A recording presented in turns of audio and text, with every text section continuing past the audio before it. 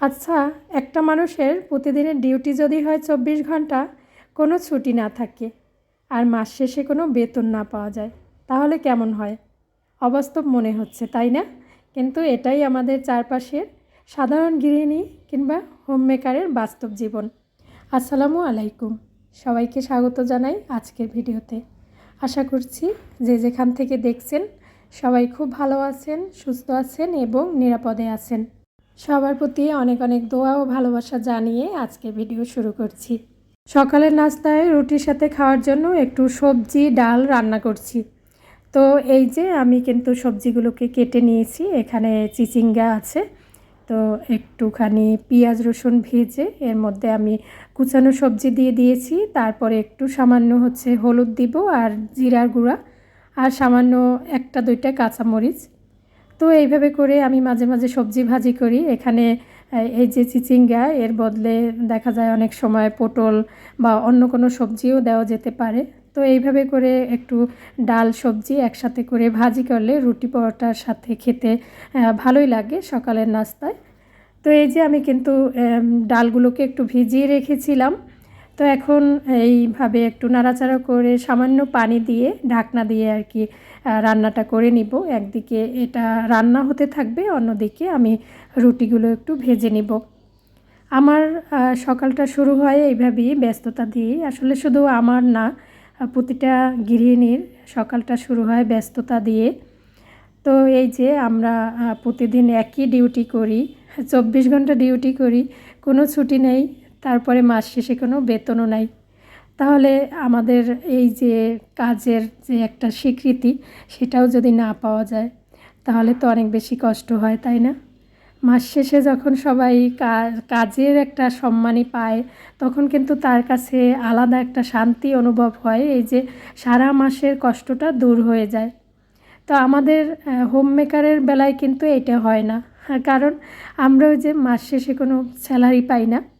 তো তারপরেও এগুলো কিন্তু আমাদের কাছে কিছুই মনে হয় না, কারণ আমরা ওই যে সংসারকে ভালোবাসি, আর সেই ভালোবাসা থেকেই কিন্তু সংসারের কাজগুলো আনন্দের সাথে করে থাকি।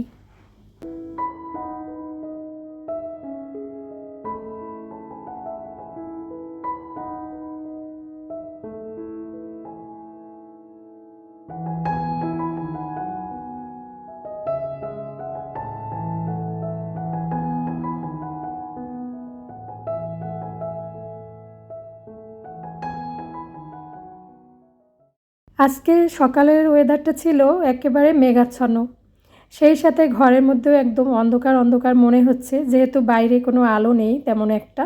আর আমার ঘরে এমনিতেই আলো স্বল্পতা আছে। তো যাই হোক, এই তো নাস্তা খাওয়া শেষ হয়েছে। তারপরে এই যে রান্নাঘরে যে থালা বাটি প্লেট এগুলো জমা হয়েছে, এগুলোর সাথে সাথে একটু ধুয়ে নিচ্ছি। আর এই কাজগুলো যদি এই সাথে সাথেই করে নিই, তাহলে কিন্তু আমার নিজের কাজের অনেকটাই সুবিধা হয়ে যায়। আর এগুলো রেখে দিলে পরবর্তীতে কাজ জমা হয়ে যায় অনেক বেশি। তাই তো এই যে সকালে নাস্তা খাওয়ার পরে যে এগুলো ময়লা হয়, সাথে সাথে ধুয়ে নেওয়ার চেষ্টা করি। আর আগের দিন এই ফুলগুলো একটু ধুয়ে দিয়েছিলাম, এগুলো শুকিয়ে গেছে। এইগুলো মাঝে মাঝে একটু ধুয়ে দিতে হয়, না হয়তো একদম ময়লা হয়ে যায়, কালো হয়ে যায়। ঘরে যে কোনো জিনিসই সুন্দর করে রাখতে হয়, যত্ন করে রাখতে হয়। আর যেটা কিনা একজন হোম মেকারের দ্বারাই সম্ভব হয়। আমরা ধৈর্যের সাথে কিন্তু অনেকগুলো কাজ করে থাকি প্রতিদিন, যেটা কিনা সবার চোখে পড়ে না। সবাই মনে করে ওই যে ঘরেই তো থাকে, তাহলে এমন কি কাজ করে, শুধু একটু রান্না করা। তো রান্নার পাশাপাশি যে একটা সংসারে কত কাজ থাকে, সেটা কিন্তু একজন গৃহিণীই জানে। এই যে সকাল শুরু হয়, বাচ্চাদের স্কুল টিফিন, বাচ্চাদের নিয়ে দৌড়ঝাঁপ, সেগুলো তো আছেই। সেই সাথে ঘর গোছানো, ঘর বাড়ি পরিষ্কার করা, রান্না করা, সময় মতো কাপড় চোপড় ধোয়া, কত কাজ থাকে। তারপরে যাদের হেল্পিং হ্যান্ড নেই, তাদের তো একটু কষ্ট বেশিই হয়ে যায়। যাদের হেল্পিং হ্যান্ড থাকে হয়তো তারা ২-৩টা কাজ করে দিয়ে যায়, তারপরেও বাকি সারা দিনে কিন্তু অনেক কাজ থাকে, যেটা কিনা একজন হোম মেকারের করতে হয়। একজন হোমমেকার কিংবা গৃহিণীর হয়তো কোনো প্রাতিষ্ঠানিক ডিগ্রি বা মাস শেষে কোনো বেতন নেই, কিন্তু তার প্রতিটি কাজ অমূল্য। তার হাতের ছোঁয়া ছাড়া একটা বাড়ি কখনোই ঘর হয়ে উঠতে পারে না। ঘর গুছিয়ে রাখা কিংবা রান্নাবান্না, আর পরিবারকে আগলে রাখা একজন গৃহিণীর প্রতিদিনের পরিশ্রম একটা ঘরকে সত্যিকারের শান্তির নীড় বানিয়ে তোলে। আসলে গৃহিণীরা কোনো বেতন পান না সত্যি, কিন্তু তাদের এই নিঃস্বার্থ পরিশ্রম ছাড়া একটা সংসার এক মুহূর্তও চলতে পারে না। বাইরে থেকে হয়তো মনে হতে পারে উনি তো ঘরেই থাকেন, এমন কি কাজ করেন, কিন্তু এই ঘরে থাকার আড়ালে যে কত দায়িত্ব কর্তব্য লুকিয়ে থাকে তা কেবল একজন গৃহিণীই জানেন। আর সত্যি কথা হচ্ছে, ঘরের কাজকে ক্লান্তি না ভেবে নিজের দায়িত্ব মনে করলে কাজটা অনেক বেশি আনন্দের হয়। সে যে কোনো কাজই হোক, ঘরের কাজ হোক বা নিজের পছন্দের কোনো কাজ হোক, একটু যদি ভালোবেসে করা যায় তার মধ্যে কিন্তু আলাদা একটা আনন্দ থাকে, আলাদা একটা ভালো লাগা থাকে।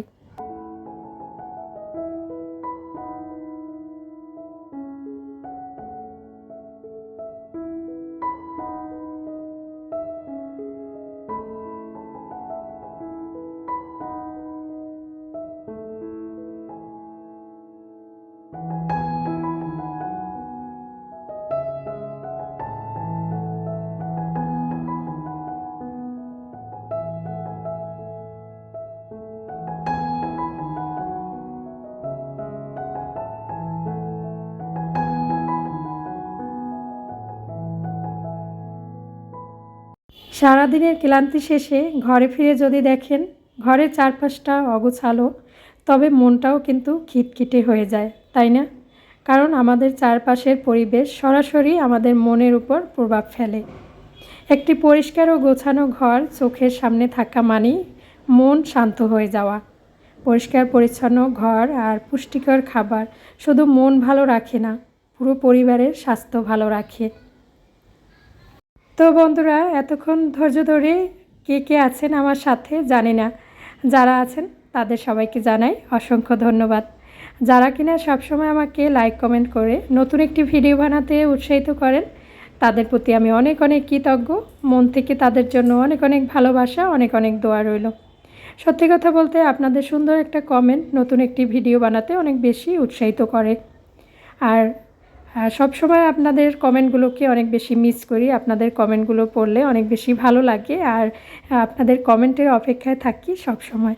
তো সকালবেলা নাস্তা খাওয়ার পরে মাত্র 1 ঘন্টার মধ্যে আমি কিন্তু অনেক কাজ গুছিয়ে নিয়েছি। আসলে সত্যি কথা বলতে কি, যখন কোনো টার্গেট নিয়ে কাজ করা হয় তখন কিন্তু অল্প সময়ের মধ্যে কাজগুলো সম্পন্ন হয়ে যায়। আর যদি এলোপাথারিভাবে কাজ করি, যে এই একটু কাজ করলাম আবার একটু বসে বসে টিভি দেখলাম বা মোবাইল নিয়ে বসলাম, তাহলে দেখা যাবে কাজগুলো সময়ের মধ্যে সম্ভব হয় না করা। তো সেই জন্যই একটু সময় নিয়ে মন থেকে যদি একটু মন দিয়ে যদি কাজগুলো করা যায়, তাহলে কিন্তু অল্প সময়ের মধ্যে ঘরের অনেকগুলো কাজ করে নেওয়া যায়। এখন এই যে আমি ঘরের কাজ নিয়ে সারাদিনই বলে থাকি, আসলে আমাদের মেয়েদের কিন্তু ঘরের কাজটাই আমি মনে করি অনেক বেশি গুরুত্বপূর্ণ। কারণ আমরা বাইরে ঘোরাঘুরি যা কিছুই করি না কেন, দিন শেষে ঘরে ফিরে আসতে হয়। ঘরের প্রতিটা কোণার পরিষ্কার পরিচ্ছন্নতা, প্রতিটি কোণার সৌন্দর্য সব কিছুর খেয়াল রাখতে হয় আমাদেরকে। আর ঘরের পরিবেশটা যদি সুন্দর হয়, পরিপাটি হয়, তাহলে মানসিকভাবে একটা শান্তি পাওয়া যায়। আর মানসিক শান্তির জন্য আলাদা তো বিষয় আছেই, আপনার পার্টনার যিনি থাকেন, আপনার জীবনসঙ্গী, সে যদি ভালো হয় তাহলে কিন্তু এমনিতেই মানসিক শান্তি পাওয়া যায়। এটা তো সত্যি কথা, এই কথার বিকল্প কিছুই নেই। একটা মানুষের জীবনে একজন ভালো জীবনসঙ্গী হলো আল্লাহ তাআলার অনেক বড় একটা নেয়ামত। তো সেই নেয়ামত যারা পেয়েছেন তারা সত্যিকারের ভাগ্যবান বা ভাগ্যবতী। আর সত্যি কথা বলতে সবাই তো আর সেইভাবে মনের মতো জীবনসঙ্গী পায় না। তারপরেও কিন্তু অনেকে জীবন কাটিয়ে দেয়, মনের মতো না হলেও জীবন পার করে দেয়। এই যে আমাদের নানি দাদি, আগের যুগের যে মানুষগুলো ছিল, তাদের কিন্তু পছন্দ অপছন্দ ওইভাবে তেমন কিছুই ছিল না। তারা কিন্তু সবসময় দেখা গেছে তাদের মতো করে সংসার করেছে, রান্নাবান্না কাজবাজ যা কিছু করার করে গেছে। তাদের অনেক না বলা কথা ছিল, তাদের মনে অনেক কষ্ট ছিল, সেগুলো কিন্তু তারা কখনোই প্রকাশ করতো না। আর তারা তাদের মতো করে সংসার করে যেত।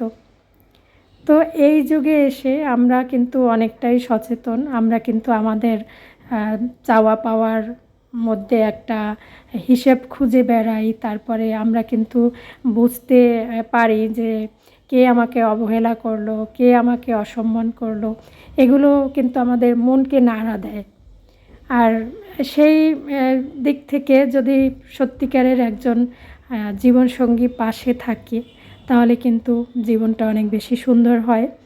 তো এই যে আমি ঘর বাড়ি পরিষ্কার করে গুছগাছ করে চলে এসেছি রান্না করতে। রান্না তো করতেই হবে, যত কাজই করি না কেন রান্না ছাড়া একদিনও থাকা যায় না, রান্না করতেই হয়। আর আমাদের বাসায় হচ্ছে প্রতিদিনই রান্না করি। হয় না যে একদিন রান্না করে 3 দিন খাওয়া, এই ব্যাপারটা কিন্তু আমার বাসায় কখনোই চলে না। কারণ আমরা ওই যে একদিন রান্না করে 3 দিন খাওয়া এটা পছন্দ করি না। এজন্য প্রতিদিনই অল্প অল্প করে রান্না করি এবং ফ্রেশ খাবারটা খাওয়ার চেষ্টা করি। তো বন্ধুরা, এখানে চিংড়ি মাছ একটু ভালো করে পরিষ্কার করে নিচ্ছি, এগুলোকে রান্না করব। আমার ছেলের হচ্ছে অনেক বেশি পছন্দ চিংড়ি মাছ। তো আজকে ভাবছি যে এই চিংড়ি মাছগুলো রান্না করি। ফ্রিজে ছিল, তো এখান থেকে কয়েকটা চিংড়ি মাছ নিয়ে রান্না করে দেব ওর জন্য। আর আমাদের জন্য হচ্ছে একটু শাকসবজি রান্না করব, ডাল রান্না করব। তো এগুলোই হচ্ছে দুপুরের রান্নাবান্না। কদিন ধরে অনেকটাই ব্যস্ততার মধ্যে ছিলাম, তার মধ্যে একটু অসুস্থতা ছিল, বাসায় মেহমান ছিল, আমি একটু মায়ের কাছে গিয়েছিলাম। সব কিছু মিলিয়ে অনেকটা ব্যস্ততার মধ্যেই সময় কেটেছে। সময় করে একটা ভিডিও আপলোড করতেও পারিনি। আমার যখনই কোনো মানে দেখা যায় একটু ভাবি যে নিয়মিত হব, দেখা যায় কোনো না কোনো ব্যস্ততা চলে আসে। আর সেই সাথে ইউটিউব থেকে একদম দূরে সরে যাই। তো যার কারণে অনেকটাই পিছিয়ে থাকি।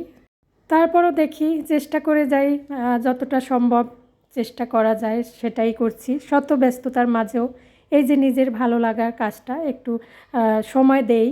কারণ এই যে নিজেকে আসলে ব্যস্ত রাখতে পারলে কিন্তু অনেক বেশি ভালো লাগে, অনেক দুশ্চিন্তা থেকে দূরে থাকা যায়। আপনি দেখবেন যখন আপনি চুপচাপ বসে থাকবেন, তখন বিভিন্ন চিন্তা এসে মাথায় ভর করবে। আর যদি আপনি কোনো নিজের কাজ নিয়ে ব্যস্ত থাকেন, তখন কিন্তু কোনো চিন্তাই মাথার মধ্যে আসবে না।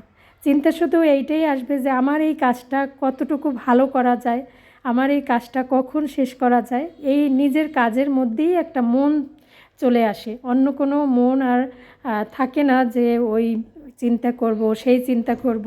আমাদের জীবনে কিন্তু চিন্তার কোনো শেষ নেই। তো সকাল থেকে শুরু করে দুপুরের রান্না, সেই সাথে ঘরের কাজ একটু একটু করে আপনাদের সাথে শেয়ার করার চেষ্টা করেছি। তো এখানে কিন্তু আমি একটু চিংড়ি মাছ ভুনা করে নিচ্ছি এই যে নারকেল বাটা দিয়ে। তো এখানে আমি কিন্তু একটু আদা রসুন বাটা, সাথে নারকেল বাটা, পেঁয়াজ বাটা, তারপরে হচ্ছে একটু জিরার গুঁড়া, হলুদ মরিচ, স্বাদমতো লবণ। তো এই সব কিছু দিয়ে একটু ভালো করে কষিয়ে নিয়ে মাছগুলোকে হালকা একটু ভেজে নিয়ে রান্না করে নিচ্ছি। আর এইভাবে করেই দেখেছি আমার মা সবসময় চিংড়ি মাছ ভুনা করে। তো আমি আসলে অনেক রান্নাই আমার মায়ের কাছ থেকেই শেখা। সত্যি কথা বলতে মেয়েরা কিন্তু মায়ের কাছ থেকে রান্না শেখে, শাশুড়ির কাছ থেকে রান্না শেখে। তো আমি মায়ের কাছ থেকেও অনেক রান্না শিখেছি, আবার শাশুড়ির কাছ থেকেও অনেক রান্না শিখেছি। তো বন্ধুরা, এই যে আমার হচ্ছে চিংড়ি মাছ ভুনা করা হয়ে গেছে, এগুলো নামিয়ে রাখবো। সাথে কিন্তু অফ ক্যামেরায় ডাল রান্না করে নিয়েছি, আর একটু শাক রান্না করছি। তো এতক্ষণ ধৈর্য ধরে আমার সাথে থাকার জন্য সবাইকে জানাই অসংখ্য ধন্যবাদ। আমার ভিডিও যদি একটু ভালো লেগে যায়, আর আজকে যদি আমার ভিডিও প্রথম দেখে থাকেন, যদি ভালো লাগে তাহলে কিন্তু চ্যানেলটিকে সাবস্ক্রাইব করে রাখতে পারেন। আর যারা সব সময় আমাকে সাপোর্ট করছেন তাদের প্রতি তো আমি অনেক অনেক কৃতজ্ঞ। তো এই যে রান্না করতে করতে আপনাদের কাছ থেকে বিদায় নিয়ে নেব। আমার ভুল ত্রুটিগুলো অবশ্যই ক্ষমা সুন্দর দৃষ্টিতে দেখবেন আশা করি। আজকে তাহলে এখানেই বিদায় নিচ্ছি। সবাই ভালো থাকবেন, সুস্থ থাকবেন। সবার জন্য অনেক অনেক দোয়া রইল, আমাদের জন্য দোয়া করবেন। আল্লাহ হাফেজ।